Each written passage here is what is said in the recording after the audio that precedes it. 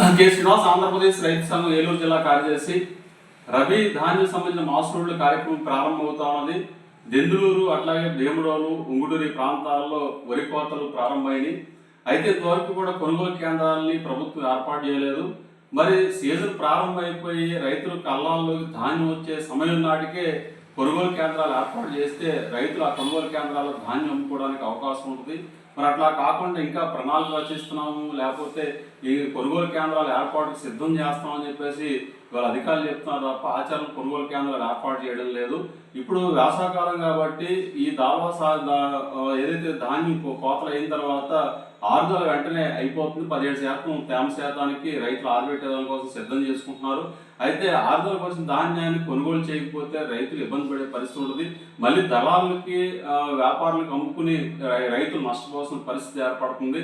మరి ఒకవైపు ఏమో మేము అన్ని ఏర్పాట్లు చేస్తున్నాము, రైతులు దగ్గర ధాన్యం పూర్తిగా కొంటాము అని చెప్పేసి ఏమో లక్ష్యాలు ప్రకటిస్తూ, మరోవైపు కొనుగోలు కేంద్రాలు ఏర్పాటులో అలసత్వం నిర్లక్ష్యం చేయడం వల్ల రైతులు ఇబ్బంది పడాల్సిన పరిస్థితి ఏర్పడింది. కాబట్టి ఈరోజు ప్రభుత్వం వెంటనే జోక్యం చేసుకుని, అధికార యంత్రాంగం జోక్యం చేసుకుని కొనుగోలు కేంద్రాలు యుద్ధ ప్రాతిపదికలో తెరవాలని చెప్పేసి మేము రైతు సంఘం తరఫున డిమాండ్ చేస్తా ఉన్నాం.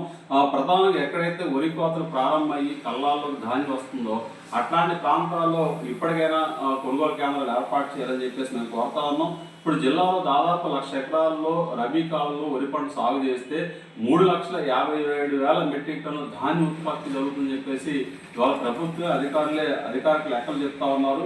మరి దీని ఫలితంగా చూస్తే వెంటనే కొనుగోలు కేంద్రాలని తెరవాల్సిన అవసరం ఉంది. మద్దతు ధర కూడా చూస్తే ఇవాళ 75 కేజీల బస్తాకి 1,792 రూపాయలు, అలాగే కామన్ వెరైటీకి 75 కేజీల బస్తాకి 1,770 రూపాయలుగా ఇవాళ ప్రభుత్వం నిర్ణయించింది. మరి ఈ మద్దతు ధర రైతుకు అందాలంటే కనుక కొనుగోలు కేంద్రాలు అన్నీ తెరవాల్సిన అవసరం ఉంది. గోనె సంచులు అట్లాగే ట్రాన్స్పోర్ట్ సంబంధించిన సౌకర్యం ఏర్పాటు చేయాల్సిన అవసరం ఉంది.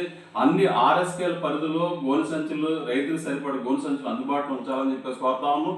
అట్లాగే ధాన్యం రవాణాకు సంబంధించిన ట్రాన్స్పోర్ట్ సంబంధించిన లారీలు కానీ ఇతర వాహనాలు కానీ ఏర్పాటు చేయాలని చెప్పేసి కూడా మేము ప్రభుత్వాన్ని అధికారులని కోరుతా ఉన్నాం.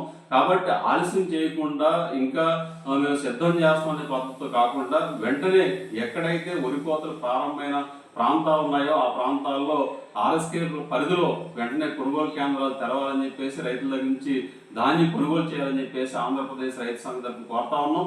ప్రభుత్వం అధికార యంత్రాంగం తక్షణం ధాన్యం కొనుగోలు కేంద్రాలు తెరిచి రైతుల దగ్గర నుంచి ధాన్యం కొనుగోలు చేయకపోతే ఆందోళన కూడా చేపడతామని చెప్పేసి సందర్భంగా తెలియజేస్తా ఉన్నాం. అంతేకాకుండా రబీకి సంబంధించిన శివారు ప్రాంత ఆయకట్టుకి సాగునీటి సమస్య వెంటాడుతూ ఉన్నది. ప్రధానంగా దెందులూరు మండలంలో కౌలి ప్రాంతాల్లో సాగునీరు అందక పొలాలు బీటకు వచ్చి రైతులు ఇబ్బంది పడుతున్న పరిస్థితి ఉన్నది. కాబట్టి సాగునీటి కొరత రాకుండా చర్యలు తీసుకోవాలి. శివారు ప్రాంత భూములకి సాగునీరు అందే విధంగా చర్యలు ఉండాలి. అవసరమైతే మోటార్లు పెట్టి తోడైనా సరే రైతాంగానికి సాగునీరు అందించి ఆదుకోవాలని చెప్పేసి ఆ పంట పండేలాగా పూర్తిగా, ఎందుకంటే పొట్ట దశలో, ఈనిక దశలో, గింజ తయారయ్యే దశలో ఉన్న పంటకి నీళ్లు అందకపోతే కనుక మళ్ళీ తాలు పంట వచ్చి రైతులు నష్టపోయే పరిస్థితి ఉంటుంది. కాబట్టి సాగునీటి సమస్యను కూడా పరిష్కరించాలని చెప్పేసి కూడా మేము కోరుతాము.